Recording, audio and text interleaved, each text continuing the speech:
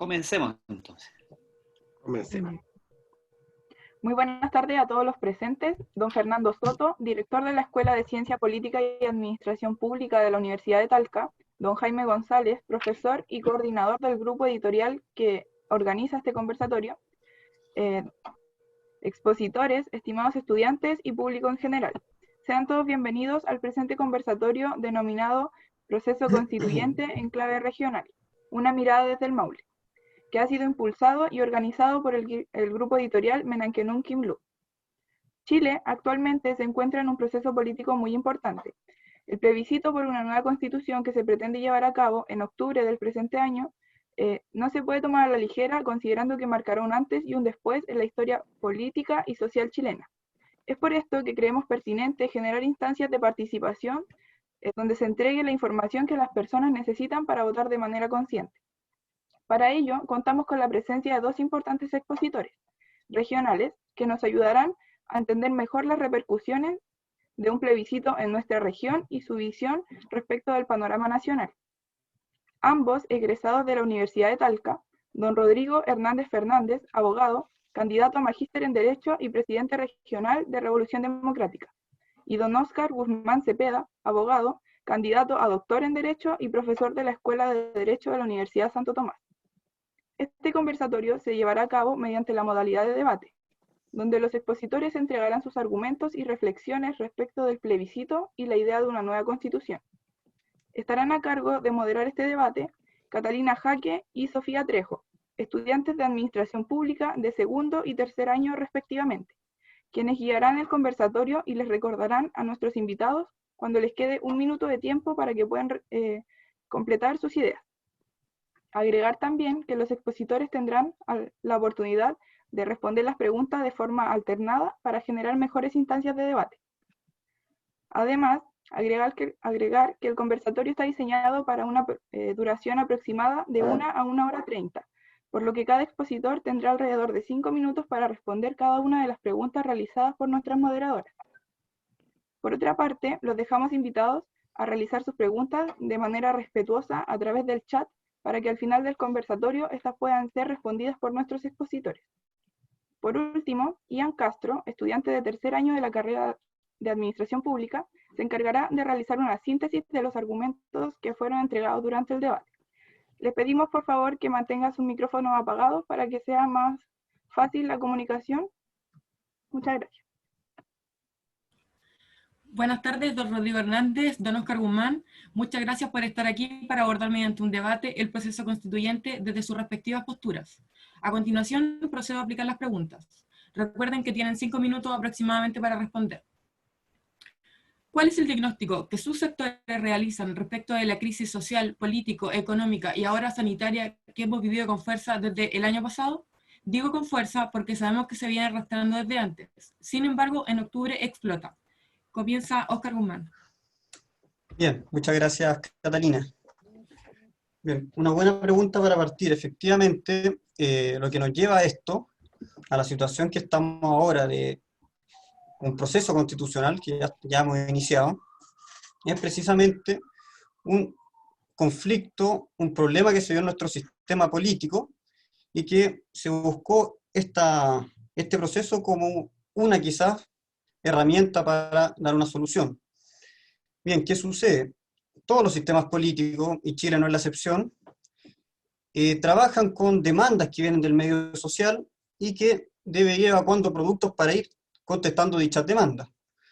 Obviamente, si esperamos que nuestro sistema sea estable, es necesario que haga un tratamiento adecuado de estas demandas, y adecuado en el sentido de que el medio, la población, los grupos de interés, grupos de presión, queden satisfechos con estos productos. Bien, ¿qué nos ha pasado como país? Se han hecho las cosas bien en los últimos 30 años, en muchos sentidos, pero ha llegado un punto que la sociedad ya está esperando otras cosas.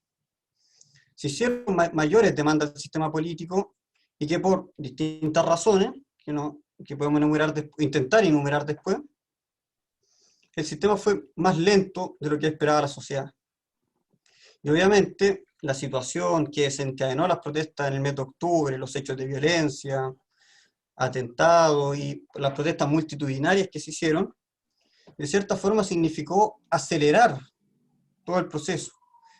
Si antes nuestro sistema político ya estaba procesando mal las demandas que le enviaba al medio, hoy en día podemos ver, sobre todo después de octubre, donde se aceleró las exigencias de la sociedad, el sistema simplemente no dio abasto. ¿Por qué no dio abasto? Primero, obviamente, existió una inflación legislativa donde la sociedad pedía mucha cobertura a varias necesidades que ellos sienten, y con justa razón. Pensiones, seguridad, salud, educación, y también el tema constitucional. Y un factor también preponderante que dificultó atender todas estas demandas que hacía la sociedad a nuestro sistema político, es el tema de los recursos económicos, que significaba en el fondo, imagínense, financiar pensiones a un estándar adecuado para una vida digna, versus las que tenemos actualmente, supone un gasto público importante. Mejorar nuestras coberturas de salud, lo mismo. La educación, particularmente lo que significa una educación gratuita en todos los niveles, también supone grandes gastos. Y que obviamente nuestro presupuesto no tenía la holgura que quizás tuvo en el pasado para haber enfrentado mejor la situación. Llevamos varios años con un crecimiento sostenido del déficit fiscal y que hoy en día se hace más palpable con esta crisis sanitaria. Respecto al impacto de la crisis sanitaria dentro de todo este proceso constitucional, nos permitió ver otras necesidades que tenía el país. Por ejemplo, qué tan preparados estamos para una sobrecarga en nuestro sistema sanitario, que es lo que partió sobre todo los primeros meses de la pandemia, y que es otra necesidad que encuentra la población que quiere satisfacer. Los problemas de vivienda, que comentábamos antes con Rodrigo, que trabaja mucho en ese tema. Y que, obviamente, como en todos los países que se acercan a un proceso constituyente, es precisamente porque su sistema político hace crisis, ya sea por conflicto armado, o en el caso chileno, afortunadamente, que no se ha llegado a dicho extremo, pero sí existe un cisma, existe una división. Y este es obviamente un mecanismo de defensa del sistema también. En lo personal, no tengo nada con discutir una nueva constitución. De hecho, por eso estamos acá. Obviamente eso permite legítimamente también disentir de si es necesario, y sobre todo si la forma que se eligió para hacerlo es la correcta, que es donde, en mi caso particular, yo centro mi resquemor. Pero en general, para ir cerrando la idea, el problema que tiene nuestro país ahora, el problema político, es un problema que va más allá de una constitución. Existen demandas sociales, muchas gracias. Existen demandas sociales que están sobrecargando el sistema y que tenemos que, de alguna forma, atender. Y obviamente, la Constitución, como se está planteando, no es la solución inmediata a los problemas. Eso, por ahora, estimado.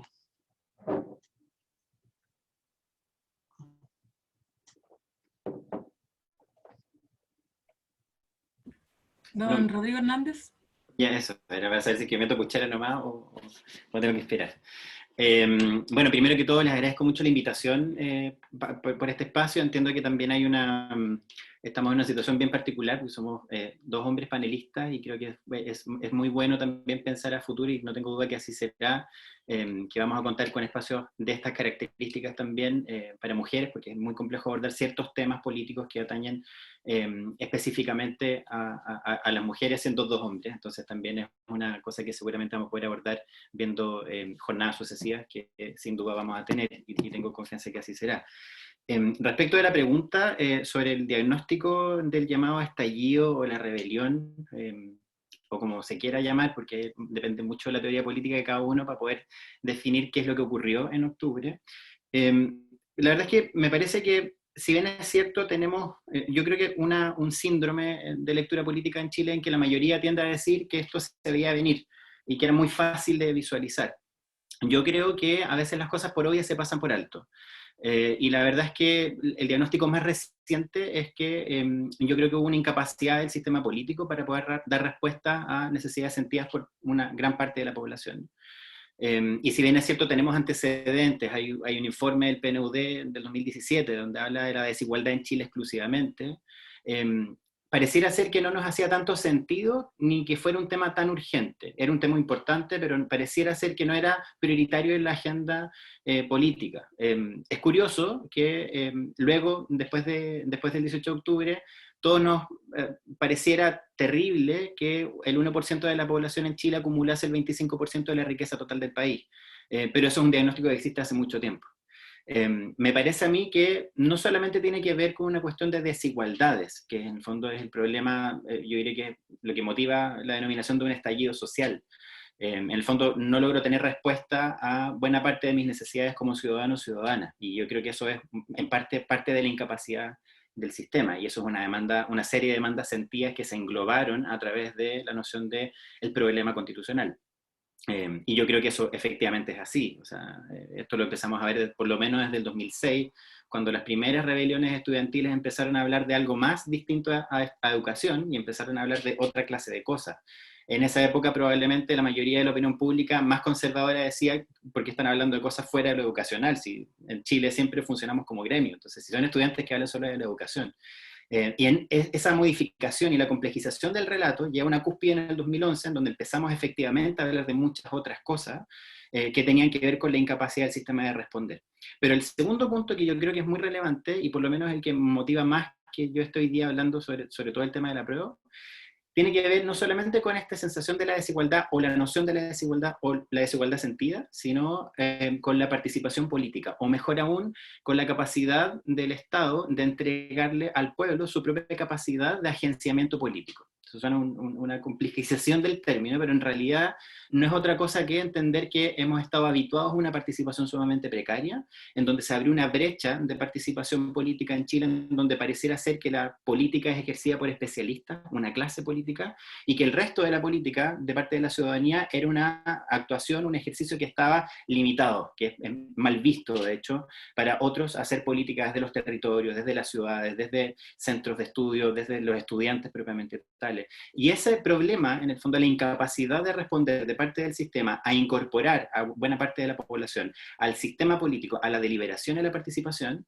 en realidad no solamente es un problema que se ha ido ajustando conforme fue pasando el tiempo y se fue creciendo en el fondo, sino que en realidad es síntoma de una institucionalidad que es fundada con una noción dictatorial, que es nuestra Carta Fundamental, y que de nuevo nos remite a ella por la ausencia no solamente de un instrumento jurídico que dé respuesta a problemas sociales, sino también a la incapacidad, o en realidad la inexistencia, de un instrumento político en donde efectivamente nos veamos representados todas y todas en la noción del pacto social. Al no tenerlo, nunca encontramos un lugar para poder canalizar estos problemas sociales a través de una respuesta política. O cuando esa respuesta política se dio, se demoró muchísimo en dar un resultado positivo, y eso probablemente lo vamos a ver acá. Yo creo que tiene que ver mucho en el fondo, no solamente con este sentido, y raya para la suma para mí en el fondo, y es que me parece que una cosa que comparto mucho con lo que dice Oscar, efectivamente, esto es un problema que va mucho más allá de la constitución política.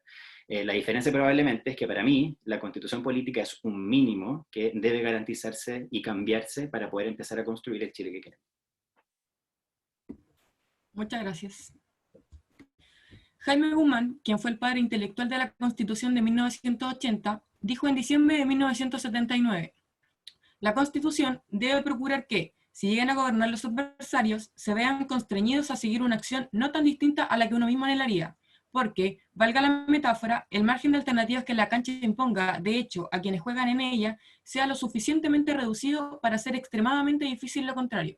Al punto en que hoy esta es realmente la pregunta: ¿cuál es el concepto de Estado-Nación que utilizaremos y cómo se puede consolidar una constitución de modo que no sea partidista y, en caso de aprobarse una constitución futura, no se pueda reprochar como una imposición de un determinado sector político de la sociedad? Comienza don Rodrigo Hernández. Esa frase de Jaime Guzmán es muy esclarecedora respecto de las intenciones de la creación de la Constitución.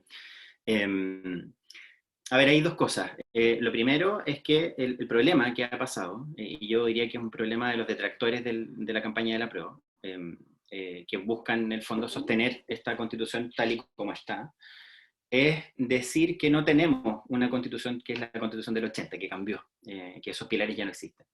Y lo que dice Jaime Guzmán es muy certero, porque en realidad la tesis política de la dictadura era, da lo mismo si es que perdemos el poder político del dictador.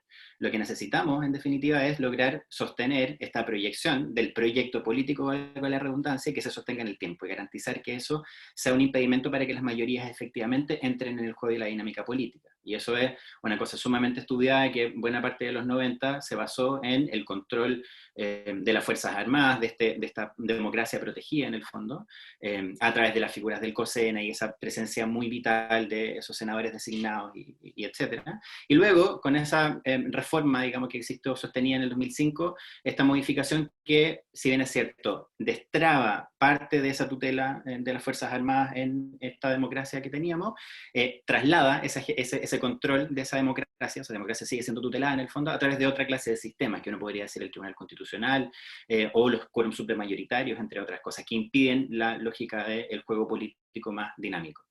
Y yo creo que en el fondo eso para mí es una motivación que es muy ejemplificadora. En el fondo, hoy día esta constitución implica una forma de controlar el poder político para que no defina mayorías y que esas mayorías estén siempre sometidas a ciertos poderes de veto, que se van consolidando a lo largo del tiempo de distintas maneras, incluso después de haber superado el sistema binominal, y eso lo hemos podido ver desde reformas constitucionales y los intentos de cambios constitucionales que han existido desde el 2005 para adelante, que es como esa aglomeración de intentos de reforma.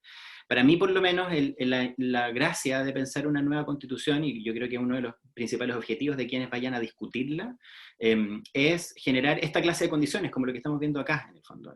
Para mí la constitución efectivamente debería ser la casa de todos y de todas.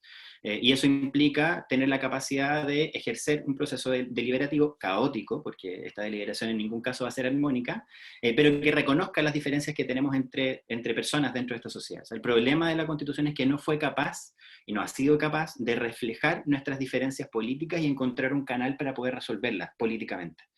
Sino que era simplemente un canal, digamos, sin una fórmula concreta de pedida desde la ciudadanía, en donde desestimó capacidades de participación o deliberativas y esperábamos que un grupo de iluminados resolviera nuestros problemas. O sea, para mí, en realidad, tiene más que ver con poner una silla en la mesa en donde se toman decisiones para el resto de la ciudadanía, que está habituada a hacer otra clase de política. Una cosa que me pasa mucho, con esto cierro, no sé cómo voy con el tiempo, he ido, por ejemplo, a programas políticos en el Maule, de hecho, y sin desestimarlos ni considerarlos algo menos importante, primero pasa que lo escucha con suerte mi familia, no es un programa que llame la atención mayoritariamente, que es un fenómeno, nos deja de interesar la discusión política de algunos políticos. Y segundo, me encuentro mucho con sujetos transversales, digamos, de todo el espectro político que dicen, espero que la gente participe más en política y que los jóvenes se sumen más a hacer política. Cuando en realidad lo que pasa, y lo digo como militante de un partido político, es que hacer política a través de los partidos políticos es solo una forma más de hacer política. Pero en realidad lo que estamos viviendo hoy en día es que la ciudadanía de alguna manera ha desbordado la forma de ejecución de actos políticos a través de otras instituciones, de una ONG, de un grupo de estudiantes que se junta a limpiar el río, de gente que arma un foro porque les interesa un tema relevante en términos políticos, y no necesariamente a través de los partidos políticos. Los partidos son importantes, pero lo que requiere esta nueva institucionalidad que deberíamos construir es reconocer otras formas de expresión de poder político de la ciudadanía que no necesariamente pasan a través del agenciamiento de partidos políticos.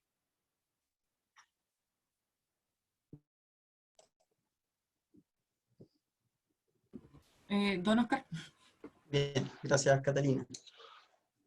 Bien, claro, la introducción que nos hace esa frase de Jaime Guzmán,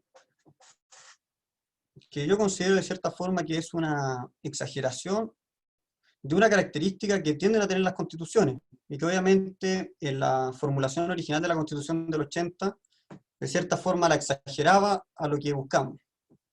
La idea de una constitución política, más que sea mayoritaria, lo que se busca es que sea una constitución de todos. La constitución es precisamente un consenso, un acuerdo transversal que integra los distintos sectores de la sociedad, por supuesto los partidos políticos, como dice Rodrigo, y otros grupos que también normalmente no quedan representados. Y esto supone llegar a un acuerdo. Las constituciones están hechas para perdurar, por lo menos, mientras ese pacto social que se acordó en ese momento mantengan las condiciones. Y no es algo que esté sometido a las mayorías circunstanciales que podemos tener en los órganos representativos del poder. Efectivamente, las constituciones, y la chilena, con su reforma incluida, no es la excepción, de que requiere mecanismos de modificación que obviamente exceden el mecanismo de modificación de una ley ordinaria o la creación de una ley ordinaria. Obviamente los quórums que tenía nuestra Constitución en su versión original ya no son los mismos que tiene hoy en día. Y ojo, están en línea con muchas constituciones del mundo de países que nosotros consideramos desarrollados. La Constitución alemana exige 2/3 para su modificación. Constituciones como la sueca y otras tantas exigen que sean 2 parlamentos, obviamente sistemas más parlamentarios, votados en momentos distintos, sean los que aprueben estas reformas. O sea, que las constituciones tengan ciertos nudos que dificulten que mayorías circunstanciales las modifiquen, es algo habitual. Es por ello que, claro, efectivamente las constituciones a veces, algunos críticos hablan de que son contramayoritarias o que de cierta forma antidemocráticas, y es todo lo contrario. La experiencia internacional, todo lo que vivimos en el siglo XX nos enseñó que no todo lo podemos hacer por leyes. Primero, hay derechos anteriores al Estado que deben reconocerse en las constituciones. Hay mandatos que nos imponen el bien común y que hacen que las mayorías simples no puedan hacer todo lo que quieran. Por dar un ejemplo burdo, si preguntamos acá si la gente está de acuerdo con castrar a los violadores, probablemente sea abrumadora la mayoría que diga que sí, pero aún así es inconstitucional. Y aunque sea contramayoritario, de cierta forma el consenso que tenemos nosotros es que es lo correcto.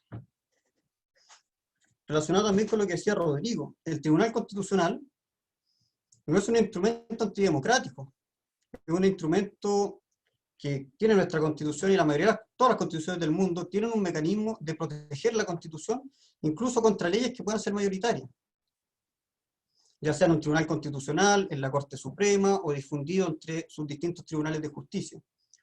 Pero que hay un órgano que defienda la Constitución, sin perjuicio vamos a discutir su composición, facultades, etc., nos escapa de lo que necesitamos. Es por ello, también, cerrando también el punto, que efectivamente no podemos esperar que una Constitución se apruebe con una mayoría simple. Requerimos un consenso para que en el futuro todos nos sentamos identificados con esta carta. Que el día de mañana, cuando se invierta la situación política, porque puede pasar. Nadie se imaginó que Bolsonaro iba a ser presidente de Brasil, y es presidente de Brasil. Nadie se imaginó que los fujimoristas alguna vez iban a ser mayoría en el Parlamento peruano, y lo fueron. Por eso es importante, yo no niego que se pueda modificar la Constitución del 80, estoy totalmente de acuerdo que si estimamos hacerlo, más una situación de crisis, lo podemos hacer. Sin embargo, mi consideración es que este proceso y estas reglas tienen algunas dudas que afectan la formación de esos consensos. Muchas gracias.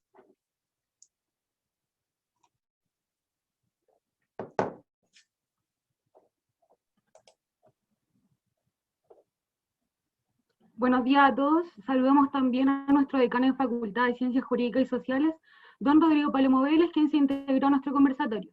Las últimas 2 preguntas responden a la misma dinámica y disponen del mismo tiempo de respuesta. Comienza don Oscar Guzmán.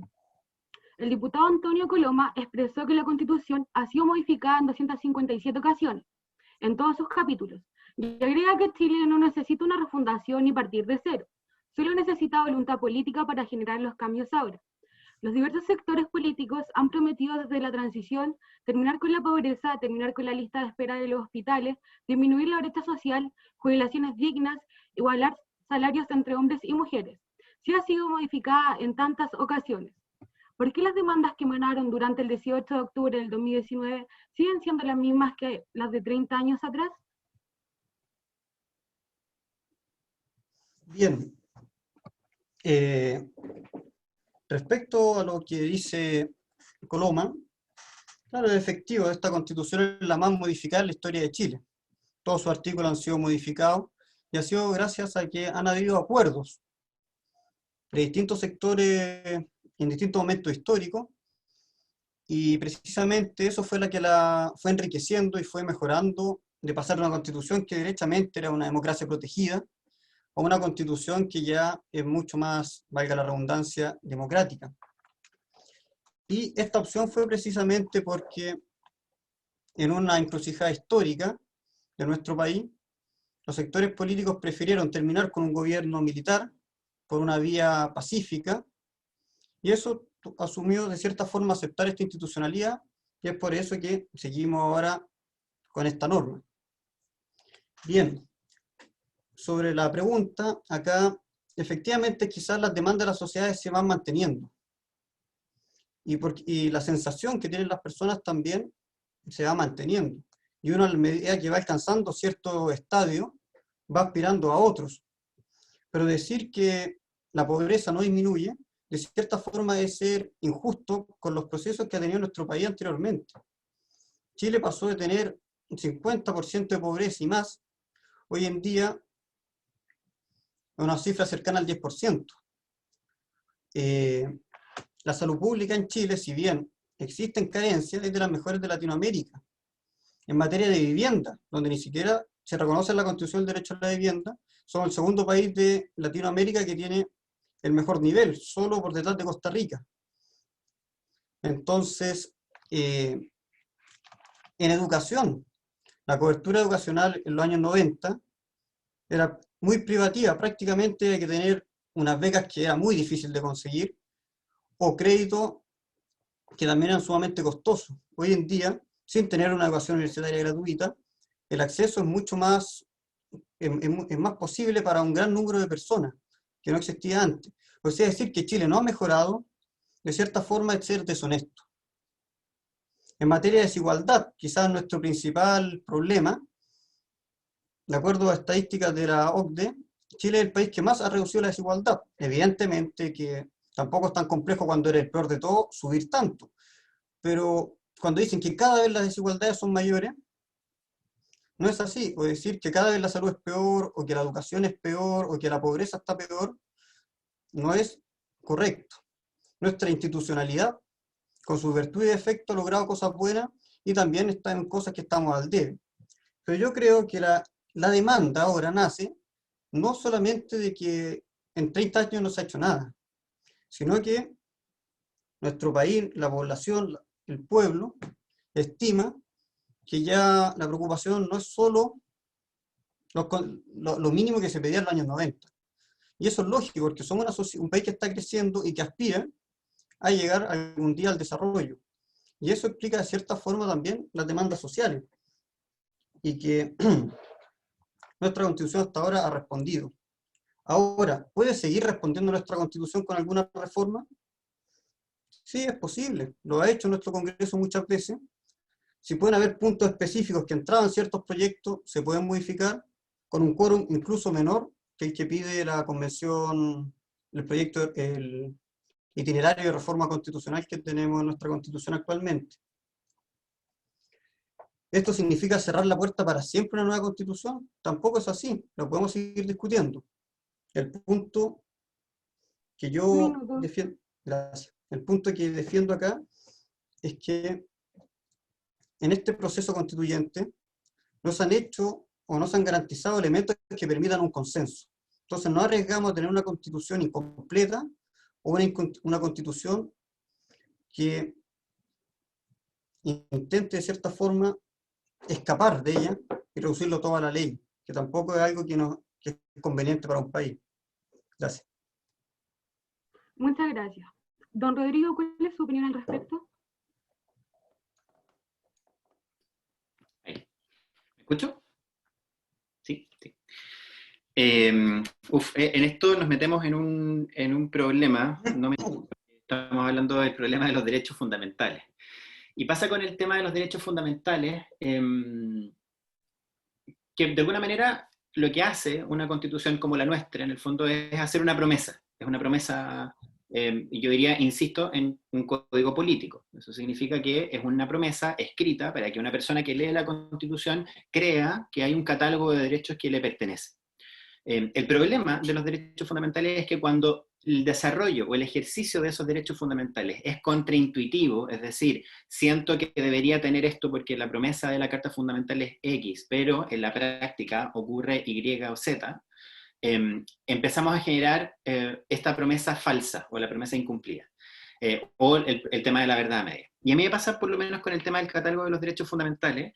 Primero es que me parece que es legítimo, y lo dice Oscar, creer que la gente que propone rechazar para reformar efectivamente van a cumplir ahora sí una promesa de reforma que no cumplieron en 30 años. O sea, me parece que no es un misterio para ninguno de nosotros en términos generales que las agendas precisamente transformadoras no han sido apoyadas precisamente por quienes hoy día están históricamente diciendo que hay que rechazar para reformar. O sea, buena parte de eso es que tenemos, y yo aquí me parece que la frase más adecuada es que efectivamente Chile ha mejorado, eso es una cosa innegable, me parece que todas las sociedades, cualquiera que lea un libro de Harari puede saberlo, efectivamente han ido evolucionando conforme pasa el tiempo. O sea, no somos los mismos que hace 50 años atrás, sin ninguna duda.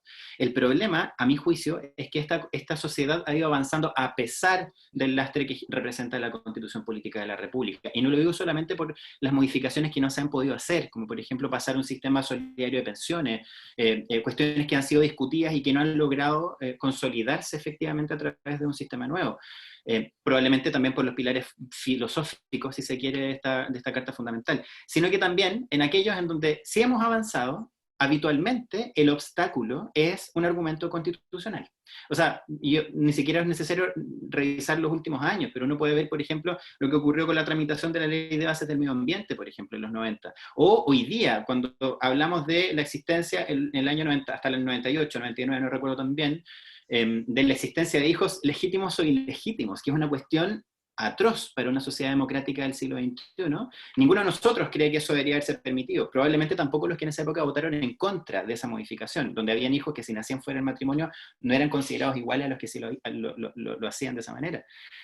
Porque era evidentemente atentatorio y vulneratorio contra derechos fundamentales y derechos de los niños, niñas y adolescentes. Pero en esa época el argumento que sostuvo por más de 6 años la posibilidad de cambiar a esa clase de régimen legal fue siempre un argumento constitucional. Porque en el fondo lo que se decía era que va a afectar las bases de la familia que estaban protegidas y tuteladas a través de la Constitución Política de la República. Y eso es un argumento que existió de los legisladores de la época. Eso también pasó con la ley de divorcio, que mientras que en países de Latinoamérica existe, por ejemplo en Uruguay desde 1917 o 1915, nosotros recién aparece en el año 2005, justamente por un argumento también de corte constitucional, filosófico, pero de corte constitucional. Entonces, en el fondo lo que hay es que hemos logrado avanzar en aquellas materias en donde efectivamente se ha logrado, a pesar de este texto constitucional que genera esta camisa de fuerza y que evidentemente es una camisa de fuerza por lo demás también conservadora. Entonces, el problema también con esto es que pasa a ser contraintuitivo, no solamente porque en el fondo lo que nos dice es, usted pareciera que tiene un derecho fundamental, pero en la práctica se disfraza de una forma distinta,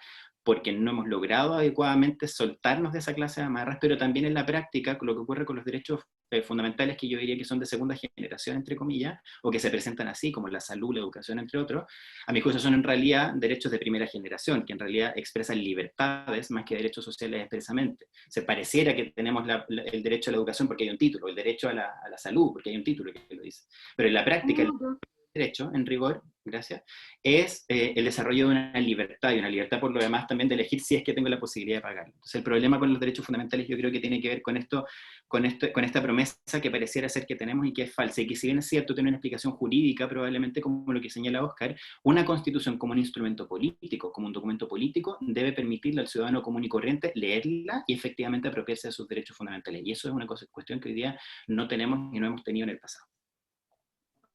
Muchas gracias, vamos por su respuesta. Ahora vamos a dar paso a la última pregunta, en la cual va a comenzar respondiendo don Rodrigo Hernández. La forma de hacer política en nuestro país se ha agotado, la cual se expresa en la baja aprobación del gobierno. Según la encuesta CEP, en el año 2019, el 6% de los ciudadanos aprobaron la gestión del gobierno. Esto tiene una trascendencia histórica, ya que hay una gestión de la política que ha ido desgastándose. El sistema ha producido desigualdad en un país que justamente reclama condiciones más equitativas. ¿Ustedes creen que este plebiscito sirva de alguna forma para revertir esta situación y responda a la necesidad de generar un cambio en la forma de hacer política? Y junto con esto, ¿cuáles son sus posturas y cómo afectaría esto a nuestra región en particular? Y uno debería pedir como 10 minutos para responder esto, porque son como 3 preguntas muy juntas. Pero, a ver, voy a hacer lo mejor posible. Yo creo que el proceso constituyente que tenemos enfrente representa un desafío a todo nivel, y no quiero tampoco vender humos con esto, porque me parece de mal gusto y también me parece una deshonestidad intelectual terrible. Hoy día tenemos sectores que tratan de hacer creer que si cambiamos la Constitución vamos a hacer Venezuela y esa clase de ejemplos típicos de grupos de WhatsApp de la familia, y también tenemos del otro lado gente que cree que todo se soluciona con un cambio constitucional, y eso tampoco es cierto. Lo que hay que establecer acá, en el fondo, es que el proceso constitucional, o el proceso constituyente más bien, lo que implica acá es un desafío, o la oportunidad en realidad, y por eso yo voto apruebo, de poder establecer una ventana que nos permita entrar al texto constitucional para sacar esos enclaves autoritarios que hasta el día de hoy se definen. Y yo lo dije al principio, en el fondo, que tiene que ver con la participación de las personas en política. Lo traigo a la región. De una región con 30 comunas, tenemos solamente 6 comunas que tienen organizado un Consejo de la Sociedad Civil Municipal. No sé si alguno de ustedes sabe lo que es un Consejo de la Sociedad Civil. Un Consejo de la Sociedad Civil es una agrupación de personas que participa, se supone, en órganos en donde efectivamente la gente puede tomar decisiones.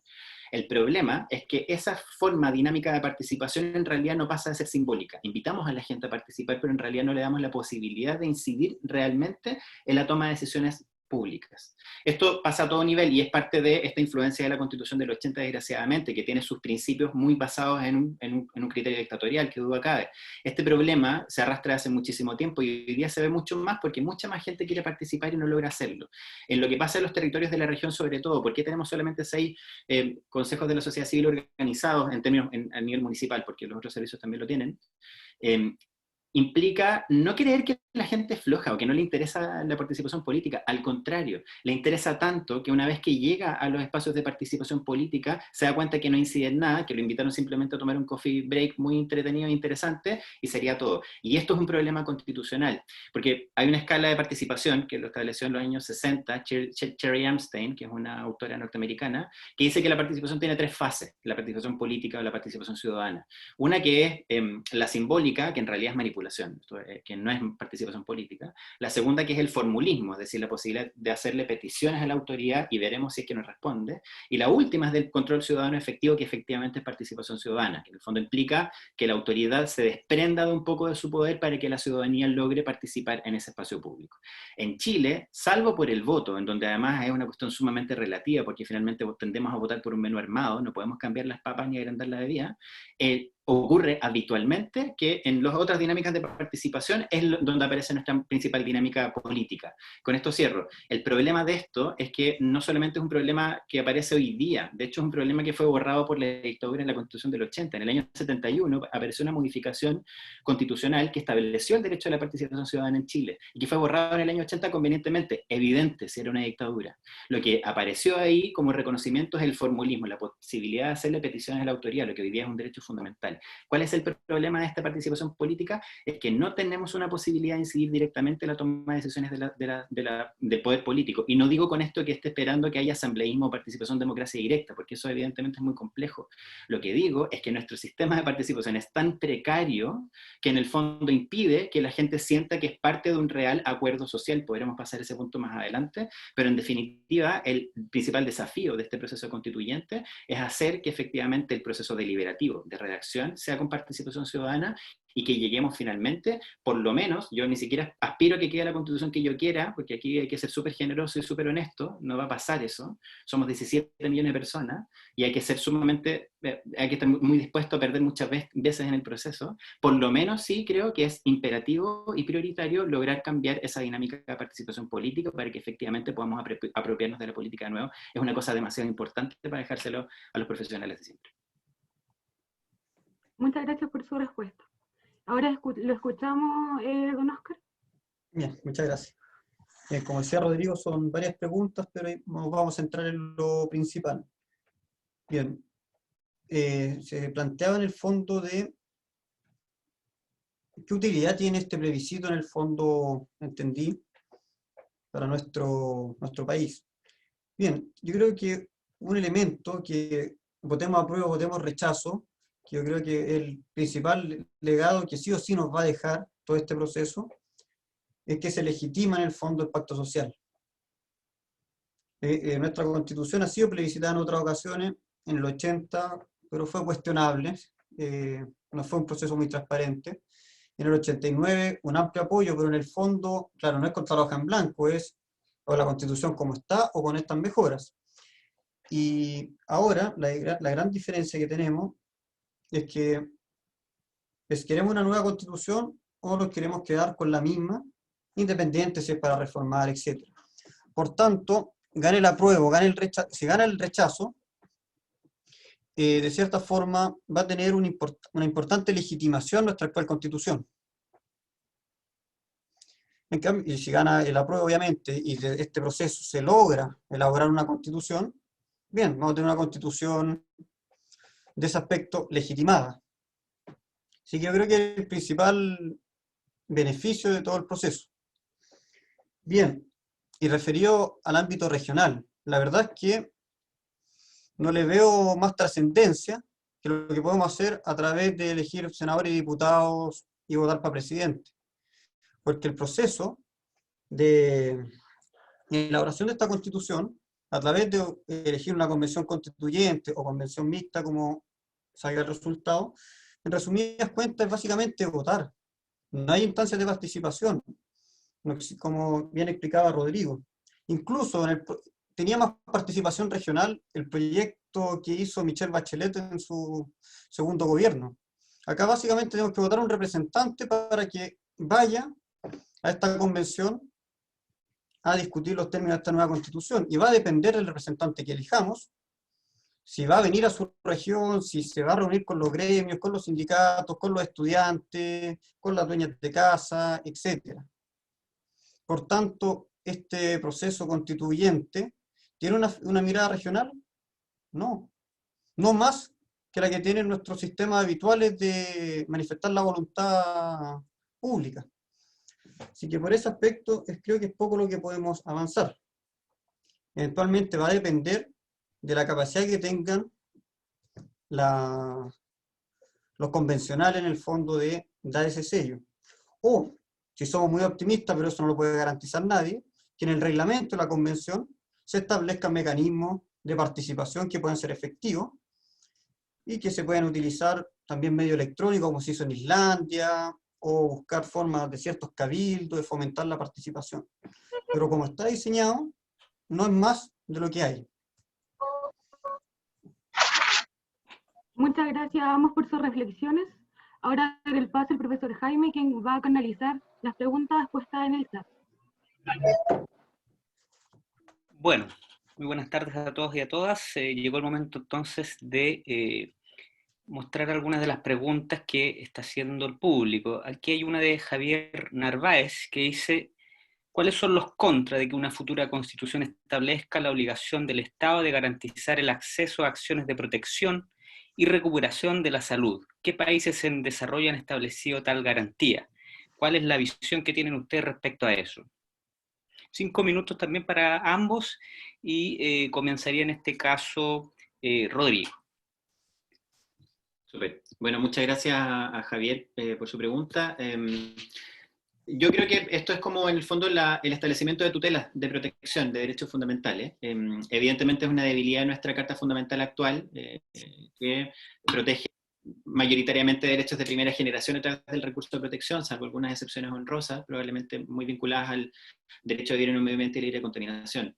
Y yo creo que, siendo bien franco, hay experiencias como el sistema de tutela de derechos colombiano, que aparece con la Constitución del año 91, que creo que es un buen ejemplo, pero yo insisto en que el problema del ejercicio de los derechos fundamentales no se reduce al catálogo de derechos fundamentales, sino también a la capacidad del Estado de reaccionar ante ellos.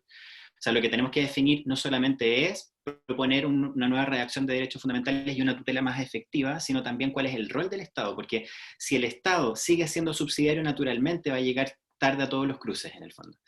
Y esto pasa con esta materia en materia de salud, pero pasa también, por ejemplo, en materia de vivienda, que lo decíamos recién.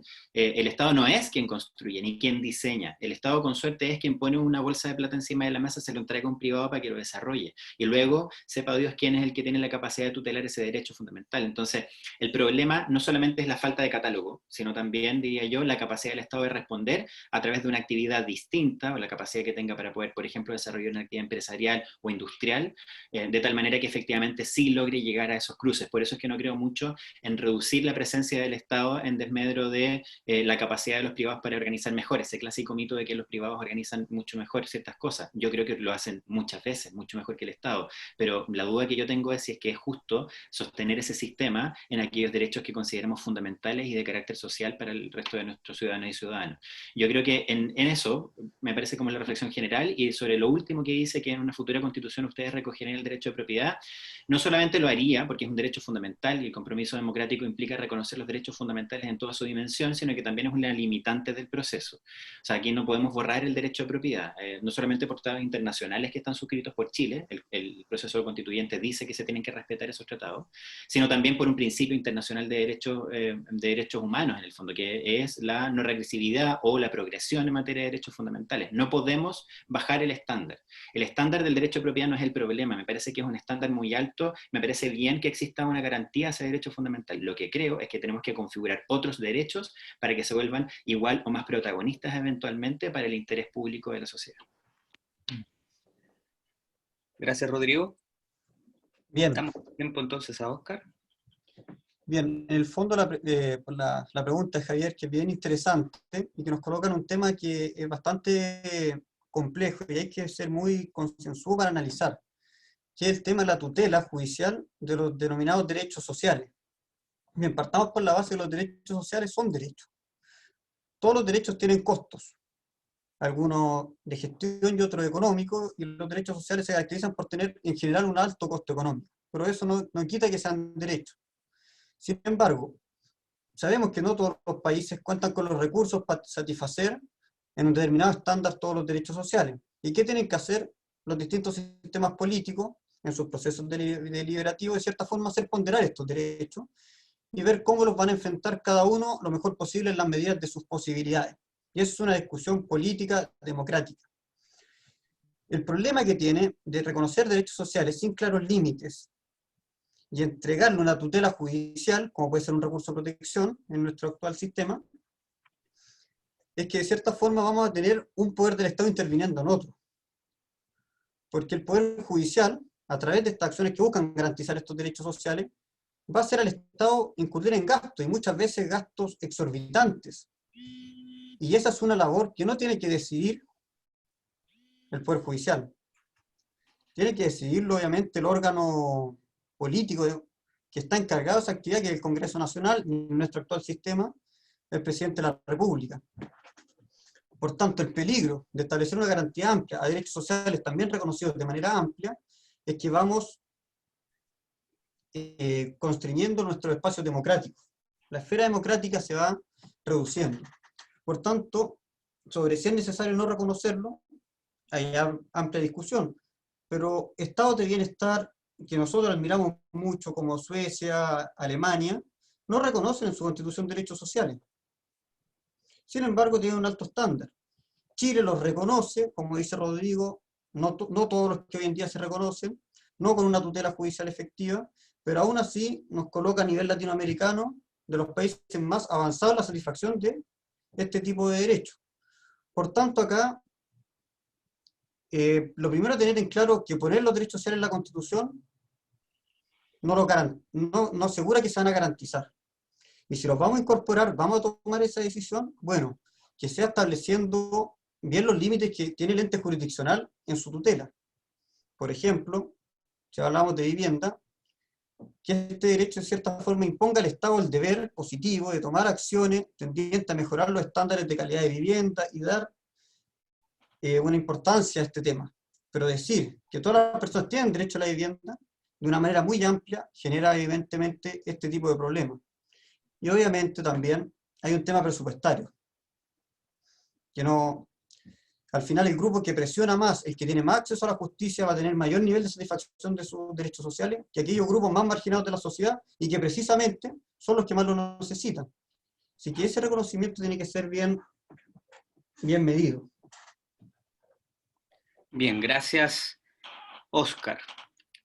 Vamos con la siguiente pregunta. Dice Elvis Bustos: en el contexto de legitimidad de esta nueva eventual constitución, ¿se considerará legítima si surge con una presión social en la parte de saqueos y quemas de bienes de uso público? En este caso comenzamos con Rodrigo Hernández. Y repito la pregunta, en el contexto de legitimidad de esta nueva eventual constitución, ¿se considerará legítima si surge con una presión social en la parte de saqueos y quemas de bienes de uso público? Rodrigo, por favor. Gracias. Lo que dice Elvi es bien interesante porque implica hacer un repaso muy somero de lo que significan los cambios constitucionales o los nuevos acuerdos o pactos sociales en la historia de la humanidad. Desgraciadamente, porque a nadie le gusta, yo creo, un periodo de crisis institucional y social, la mayoría de los cambios constitucionales o los nuevos pactos o acuerdos sociales vienen después de situaciones de crisis. Yo con esto quiero ser sumamente enfático. No estoy de acuerdo con el ejercicio de la violencia en un nivel que impida el ejercicio democrático o el debate de ideas, como lo estamos haciendo acá. Pero sí, es una cosa imposible de refutar que efectivamente los cambios constitucionales tienden a venir después de un proceso crítico. Sin perjuicio de eso, creo yo que tiene que ver, hay una pregunta que es un poco pregunta trampa, porque en el fondo hoy día, y no lo digo que lo diga Elvis en el fondo, pero ha pasado mucho que algunas autoridades o algunos actores políticos dicen es que si voto apruebo, en el fondo estoy validando la violencia. Si eso fuese así, entonces ellos deberían haber sido los principales interesados en hacer un cambio constitucional en los 90, porque hicimos un cambio constitucional en los años 80 a través de la fuerza institucionalizada del Estado, a través de actos de terrorismo de Estado con desaparición y muerte sistemática de personas y vulneraciones de derechos fundamentales, sin un sistema electoral, sin partidos políticos, sin registro electoral, y la gente puede votar además sin el carnet, como reconoció incluso Oscar. En el fondo es un problema de validación de esa Carta Constitucional. Tarde o temprano nos íbamos a encontrar con una coyuntura constitucional y a ser necesario cambiarla, porque evidentemente adolece de un problema de legitimidad de origen.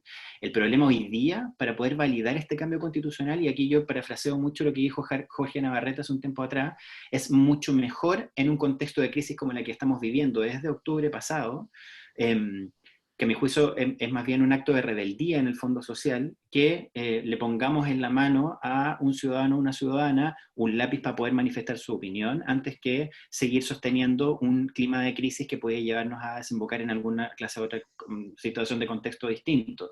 Yo no creo que sea un acto en el fondo de mordaza o de secuestro de la opinión pública a través de la violencia. Yo creo que la violencia en realidad no se ejerció para garantizar que apareciera un cambio constitucional, salvo que nos creamos esa hipótesis media tirada de las mechas de que Maduro estaba financiando todo el sistema de la Revolución de Octubre. En ese caso, en el fondo, lo que tenemos en realidad es un estallido como tal, sumamente espontáneo, prueba de ello es que además apareció en buena parte del país, no solamente en algunos sectores, y que en el fondo lo que hacía como demanda era una serie de derechos sociales que no estaban cumplidos y una serie de expectativas políticas que no se estaban cumpliendo en el fondo, y el proceso constitucional aparece como una consecuencia en el fondo de ello. No es en el fondo la violencia una fórmula para poder manipular opinión pública y forzar a que el poder político se sometiese al proceso constituyente. Es más bien una forma de canalizar democráticamente una crisis. Gracias, Rodrigo. Damos el tiempo entonces a Oscar.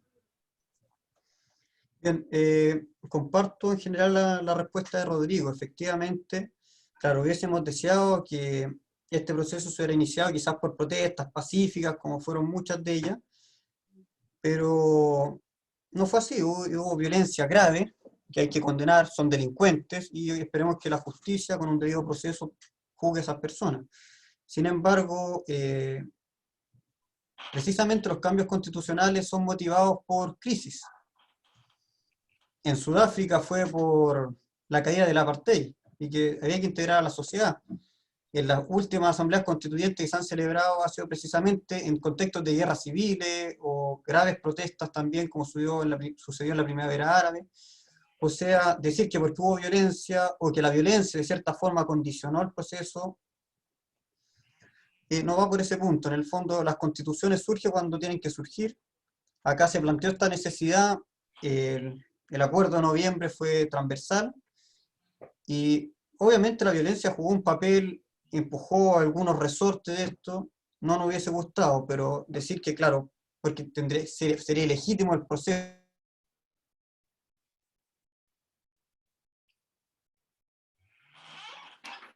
Tenemos un problema con la señal, se interrumpió.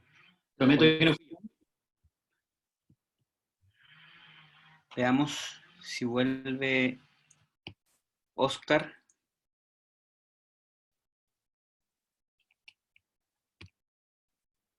Pareciera que se nos fue por un momento. Solicitamos a los presentes un poco de paciencia. En contextos de actividades online, este tipo de interrupciones son habituales.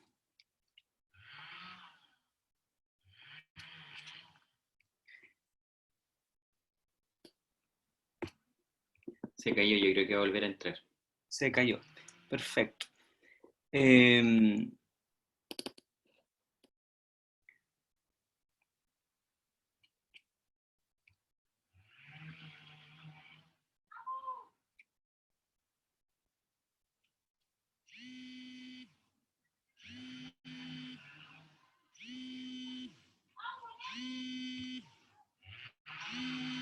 Se ha demorado un poco nuestro panelista, pero bien integrándose, nos dice.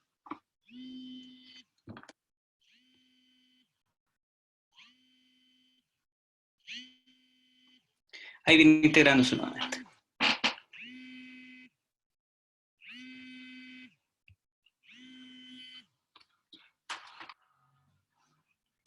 Bien, ahí Claro. volví. Ahí está, perfecto. Qué Disculpen bueno. por el impasse. Bueno, pero para finalizar y no robar más tiempo, a lo que voy, que claro, ninguna constitución ha surgido de un proceso de paz y prosperidad. Siempre existe una necesidad social y eso muchas veces produce la crisis que lleva naturalmente al cambio. Bien. Bueno, con objeto de ir canalizando, han aparecido bastantes preguntas, pero con objeto de ir canalizando una síntesis de ellas, voy a tratar de generar ahí justamente eso, ¿no? Una suerte de resumen de algunas de las preguntas que se han planteado. Justamente sostiene que uno de los problemas políticos que tenemos es justamente el desapruebo o la falta de legitimidad de la clase política, ¿verdad? Porque algunos políticos no han demostrado probidad, dice, además de formular una legislación deficiente y sin respeto a la actual Constitución, ¿sí? Entonces dice, el bajo nivel académico para realizar una nueva carta fundamental compleja que debe mantener la armonía con todo el ordenamiento jurídico. ¿Cómo se justifica que entreguemos el cambio de constitución a integrantes del Congreso o de forma mixta? Sostiene en ese sentido Elvis Bustos, ¿verdad? Para ustedes. Ahora comenzamos con Oscar, que tiene el tiempo. Bien. A ver, ¿por dónde comenzamos? Entonces señala sobre la idoneidad en el fondo de una asamblea constituyente para dictar una constitución. Bien, la idea de las asambleas precisamente son eso, no es una comisión de expertos. ¿Qué otro medio legítimo pero más controlado de dictar una constitución? Como se hizo en Francia y como se hizo de cierta forma en Chile. Obviamente en la asamblea constituyente, en este caso que se llama convención constituyente, se espera que haya participación, se espera de gente instruida en los temas constitucionales, pero otros que no tanto. Y ahí juega un papel importante que hayan también comisiones de expertos apoyando a la asamblea. Lo contempla de cierta forma la constitución actual al regular todo este proceso de modificación. Pero lo que se extraña, y que obviamente es un tiro al aire porque no sabemos cómo va a ser el reglamento de esta convención, es cómo se va a materializar aquello, o en caso de que se produzcan bloqueos, porque hasta el momento, como está pensada esta reforma, los bloqueos están por todos lados, o sea, se hace muy difícil dictar una constitución. ¿Cómo van a ser los mecanismos para solucionar estos temas? En otros procesos constituyentes se ha abordado que hayan comisiones de expertos que preparen medidas de armonización para presentar después al pleno o a la comisión respectiva, pero acá esto está en una nebulosa, no sabemos cómo se va a hacer, el reglamento no hay visto, no sabemos cómo va a quedar tampoco. Entonces, por ese lado, cerrando el punto, no es un problema que no sean expertos los que participan en la asamblea, pero sí es importante que el reglamento y el mecanismo contemple otra forma, obviamente, de ir apoyando y apuntalando todos estos esquemas. Gracias, Oscar. Tiene la palabra entonces Rodrigo. Ya. Primero, sobre el peligro de que quede una constitución mal escrita, que es un argumento recurrente. El Endurance of National Constitutions de la Universidad de Oxford arma una tabla muy formal, muy orgánica, no política, de cuáles serían algunas de las mejores constituciones, una publicación del 2010 a esa época. La mayoría, que se ha ido actualizando conforme pasa el tiempo. La mayoría de las 5 primeras mejores constituciones son después del año 2008. Entonces, la experiencia dice que es muy complejo, dado el nivel de avance y de estudios que hay respecto de procesos constitucionales y constituyentes en el mundo, que quede una mala constitución. Respecto del órgano, de cómo se escribe esta constitución, a mí me pasa una cosa con la convención mixta, que es esta mitad de Congreso con mitad de personas electas a tal efecto. Y es que entiendo cuando hay gente que vota por el rechazo y que dice quiero poner un voto político, porque no me gusta el proceso, entonces voy a poner igual mixta. Pero no logro entender cuando alguien que vota por el rechazo me trata de vender la convención mixta como una buena idea. Y lo digo por una buena idea bastante sencilla, y es que si bien es cierto, la convención constitucional no garantiza que tengamos a nuevos rostros en política o que tengamos a personas con sentido más participativo, porque de alguna manera lo que hay es que es también expresión de este sistema, donde hay poca posibilidad de mayor participación y los sistemas tienden a ser mucho más autoritarios y verticales. Sí, sin duda, lo que hacemos cuando elegimos una convención mixta es garantizar que el 50% de ese órgano esté constituido por personas electas dentro del mismo Congreso Constitucional, entonces, del mismo Congreso actualmente vigente. Entonces, el problema, fuera de problemas mecánicos que a mi juicio son bien importantes, como por ejemplo, en un caso de una convención mixta, pasaría que si tengo un diputado o un senador votando al mismo tiempo por una ley en el Congreso y en la convención mixta, podría pasar que de alguna manera ponga sobre la mesa para negociar leyes y al mismo tiempo artículos de una nueva constitución. Lo que me pasa con eso en el fondo es que estoy cerrando la posibilidad del 50% de ese órgano de poder tener a lo menos la oportunidad de hacer un cambio, de hacer una elección distinta como lo veníamos haciendo hasta ahora. Y en ese sentido creo yo que el desafío, y aquí me hago cargo de una debilidad del proceso constituyente, creo yo, que tiene que ver con la participación, insisto, que para mí es un elemento central, es que al no tener mayores garantías entre convención constitucional y convención mixta, sin duda deberíamos elegir la constitucional en el fondo porque nos da la posibilidad, a lo menos, de tener la oportunidad de elegir a personas algo diversas, y que en el fondo implica también el desafío para quien elige, en el fondo, de tomar decisiones un poquito más conscientes, y me parece que también está haciendo así. O sea, aparecen viejas glorias de partidos políticos y inmediatamente todo el mundo empieza como a neutralizarlo. Y por otra parte, de quienes puedan ser electos o electas, que es el desafío en definitiva, que por lo menos para mí tiene que ver más con hacer campañas volcadas derechamente a abrir la participación masiva de ciudadanos que efectivamente ejerzan poder constituyente, porque no hay que olvidar que el poder constituyente no va a estar radicado exclusivamente en los convencionales, el poder constituyente está radicado en la mayoría de la ciudadanía, por lo tanto lo que deberíamos garantizar es que ese poder constituyente se vea reflejado en el órgano que vaya a redactar la Constitución. Bien, gracias. Entonces pasamos a la última pregunta, que en el fondo es una petición de toma de posición de parte de ustedes respecto al tema de cómo la nueva Constitución, ¿verdad?, debería abordar el desarrollo de los territorios y la autonomía que deberían tener estos para justamente generar equidad en el desarrollo de sus territorios. Comenzamos entonces nuevamente con Óscar para cerrar con Rodrigo. Bien, gracias. Bueno, yo creo que la primera pregunta en el fondo que se nos hace de cómo debería quedar también la Constitución, que es algo que se extraña de todo este proceso, que salvo pequeños círculos académicos, se ha discutido poco del contenido, por ejemplo, forma de gobierno, la forma del Estado, que es lo que se pregunta ahora, proceso de formación de la ley, que son elementos que son muy importantes en una Constitución y que naturalmente hemos extrañado. Bien, ahora, ¿cómo avanzar en descentralización? Bien, hay que partir de la base que Chile históricamente se ha constituido como un Estado unitario y muy unitario.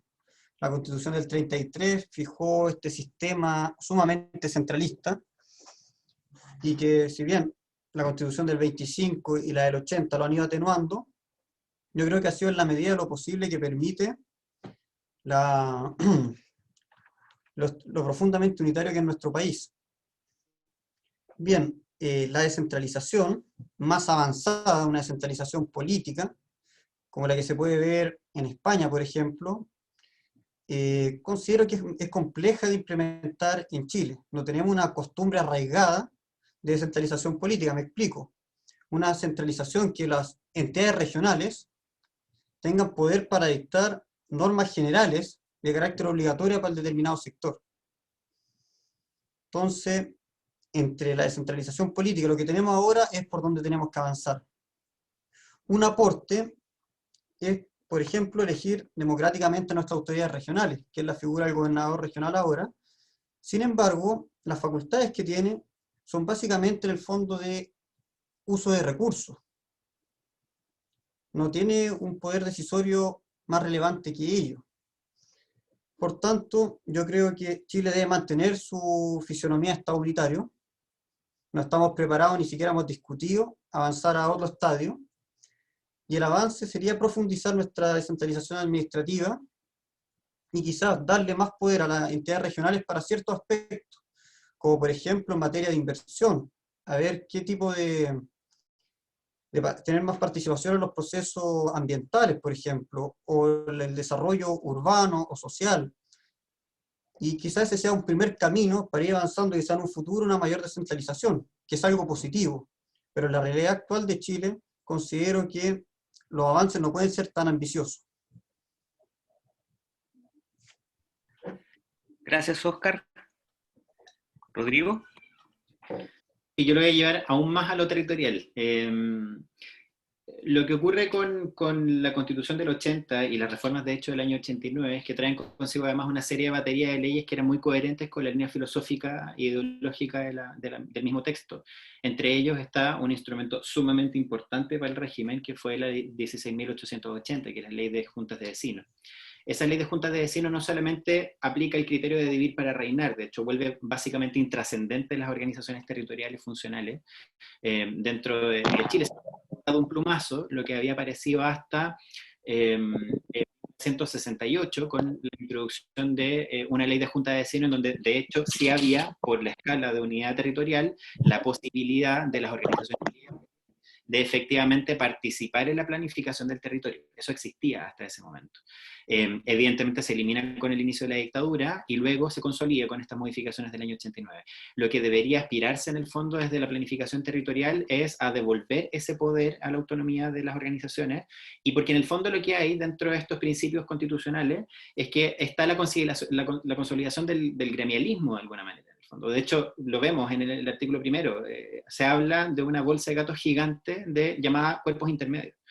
Básicamente todo es un cuerpo intermedio. No tenemos un reconocimiento especial a las organizaciones de base o territoriales, lo que es sumamente importante a la hora de reconocer el poder que existe en otros lugares. O sea, ¿por qué hablamos siempre de estallido? Porque finalmente lo que hicimos fue mirar para el lado, obviar que había un poder en esos otros espacios políticos y territorial, y finalmente lo que termina ocurriendo es, hago igual. Lo que hacen las organizaciones sociales finalmente es actuar muchas veces al alero de la ley, porque en el fondo entienden que los instrumentos políticos no resuelven sus problemas. Entonces, en definitiva, se trata de agenciamiento político. Y con esto, para mí por lo menos cierro, y porque para mí por lo menos es la razón más importante de por qué voto apruebo. Y porque no solamente es una cuestión romántica que uno cree en Sieyès y en Rousseau y el pacto social, sino que, porque uno lo podría poner en oposición, de hecho lo que hay es que lo que hace Jaime Guzmán y compañía, es como visualizar y personalizar en el fondo, en el principio de Carl Schmitt, que en el fondo el poder constituyente lo tiene quien puede manejar los estados de excepción. O sea, como un poco el criterio de ese poder. Lo que en el fondo yo creo es que, y lo uso con un ejemplo muy mundano, ¿por qué nosotros nos detenemos en una esquina a las 3 de la mañana después de una fiesta en un rojo? Lo hace la mayoría, por lo menos, espero. ¿Por qué lo hacemos? ¿Porque creemos que va a haber un carabinero a la vuelta preparado para cursarnos una infracción? Y la verdad es que no. La razón de por qué respetamos, porque por regla general respetamos las normas, esa es la regla general, las respetamos porque entendemos que hay una concepción asociada a un pacto que nos conviene.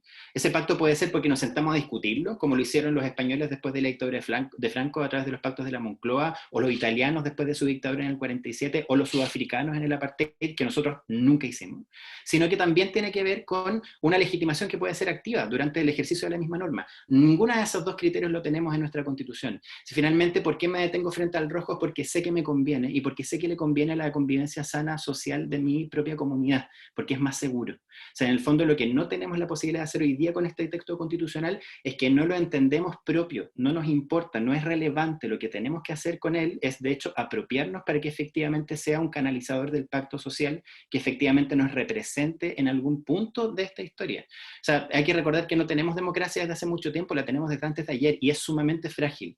Y esa fragilidad no se ataca con mayor poder a los que siempre tienen poder. Al contrario, implica reconocerle poder para que todos podamos participar en ese espectro democrático de encuentro. Yo sé que suena sumamente romántico, pero creo que de alguna manera los procesos políticos deben tener una épica romántica.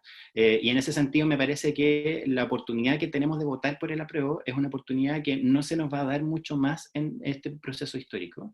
Y cuando esas oportunidades, pequeñas ventanas se dan, hay que tomarlas, aprovecharlas y transformar la realidad y ponerse en el lado correcto de la historia, porque si no después nos vamos a lamentar no haberlo estado en 30 o 40 años más.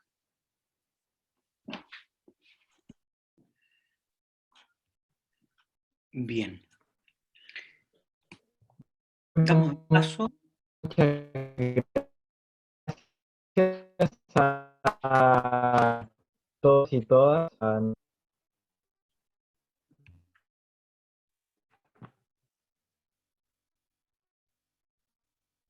A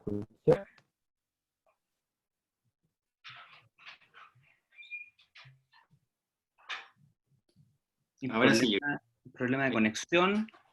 ahí sí, ahí sí. Ian, ahora sí. No se escuchó bien. ¿Podría recapitular lo que dijo Ian? ¿Sigue pegado por ese profe? Sí.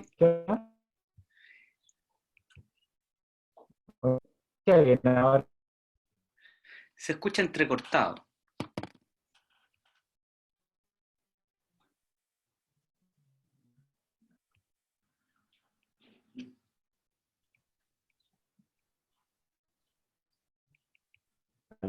¿lo escuchas? Ahora sí.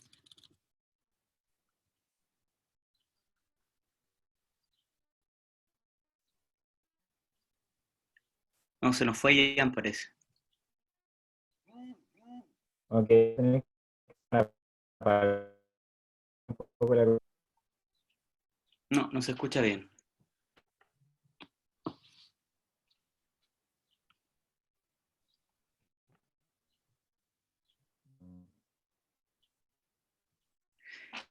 A ver, hagamos, es buena la acotación que hace la profesora Mariana Deisler en términos de apagar las cámaras para ver si mejora la conexión de Ian.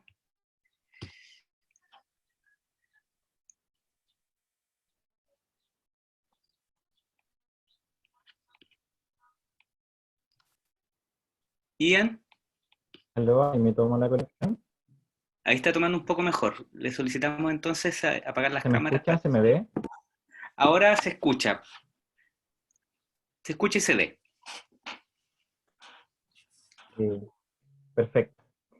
Bueno, agradecer primero la participación de nuestros invitados, a Rodrigo y a Óscar, en este importante conversatorio. La presencia de nuestro coordinador, también agradecerla al profesor Jaime González Gamboa y a nuestro director de escuela, don Fernando Soto Rodríguez. El proceso dio a luz, de entre las conclusiones más fuertes que podemos traer de este conversatorio, es que el proceso dio a luz a otras necesidades que tenía el país y que antes no se vislumbraban. El proceso constituyente surgió como una defensa del sistema para mantenerse, y sin embargo, el cambio de la Constitución no es la solución para todos los problemas. Surge de la incapacidad también del sistema para resolver las necesidades de la población, siendo muy relevante el tema de la desigualdad. Tiene relación también con la capacidad que tiene el Estado para entregar al pueblo un acto del poder, en donde también es influyente la noción de que la Constitución fue fundada en la dictadura. También tenemos que la protección del poder fue instaurada en la Constitución de 1980, y aunque se reclama que se le han realizado tantas modificaciones, la esencia sigue siendo la misma. La nueva Constitución debe ser la casa de todos, en donde si bien no será un proceso armonioso, debe ser capaz de incorporar a la ciudadanía en su conjunto, fortaleciendo la capacidad de hacer política no solo por medio de los partidos políticos. Por otra parte, tenemos la visión de que la Constitución está en línea con la de los países con las que consideramos desarrollados. También se señala que dicha Constitución es capaz de defender el derecho de las minorías, aunque la mayoría sea abrumadora. También tenemos que la Constitución ha sido modificada en contextos democráticos y pacíficos. Los avances que presentan el sistema chileno en cuanto a la prestación de bienes y servicios es palpable, pues, si bien existen distintas carencias, ha aumentado el acceso a aspectos fundamentales como es la salud y educación. Desde otro punto de vista, tenemos que la demanda coyuntural nace debido a que las preocupaciones de la ciudadanía han ido evolucionando. La Constitución Política de la República puede seguir siendo modificada y ser capaz de cumplir la demanda de la ciudadanía. Pero por otra parte, se ve que la Constitución de alguna manera limita la capacidad de acceder a ciertos derechos, en donde la mayoría de impedimentos para acceder a ellos son argumentos constitucionales, en donde la Constitución representa una camisa de fuerza de corte conservador. El acceso a la política de alguna manera se ve coartado por el contexto dictatorial de la Constitución. Este incide de alguna manera en la capacidad de acceso a la política que tiene la región, en donde la gente no se siente parte del pacto social debido a la poca participación que se le otorga en los funcionamientos del mismo. El plebiscito de alguna manera también logrará legitimar a la actual Constitución o a la nueva. También se puede, por medio de dicha Constitución, a través de una reforma o de la nueva, estimular la participación política dentro de esta, acercando a las autoridades del poder central a los territorios. Por último, les dejamos a todos y a todas cordialmente invitadas al próximo conversatorio denominado Pueblos Originarios y Proceso Constituyente, en donde contaremos con la participación de dos grandes doctoras, Verónica Figueroa Huencho y Amaya Alves Marín. Este conversatorio será promocionado por nuestras redes sociales. Y por último, agradecer a todos y a todas nuestras asistentes por su participación y que tengan una buena tarde.